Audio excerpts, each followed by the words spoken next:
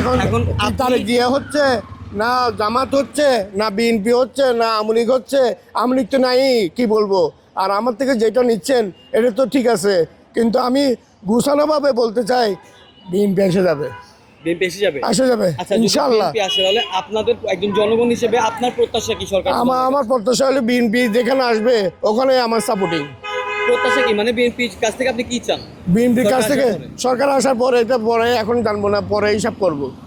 আপনি কোনো কিছু চাওয়ার নেই? না, এখন কিছু চাওয়ার নেই আমার যথেষ্ট আছে আল্লাহর রহমতে। সিটি কর্পোরেশনের পাশে যেটা মুজাই ভবন, এটা আমার ওয়াইফের জন্মস্থান। আর অ্যাপোলো শপিং সেন্টার আছে না, কাজীটির মার্কেট, আমাদের। জনগণের কাছে কি চাইছে? জনগণের জন্য কি চাইছেন আপনি? জনগণের জন্য আমি কি চাবো? আমি তো নিজে একজন জনগণ, আমি নিজেই তো একজন জনগণ। প্রধানের কাছে যেমন ধরেন অনেকের অনেক চাওয়া থাকে যে উনি সরকার হইলে উনি এটা চেঞ্জ করবে। না, আমার চাওয়া পাওয়া ওদের কাছে কিছু না। ওর ছোট ভাই হলো আমার বন্ধুর বন্ধু, ইকবাল করিম, বিদ্যুতের ডাইরেক্টর। ওর ছোট ভাই আমার বন্ধুর বন্ধু।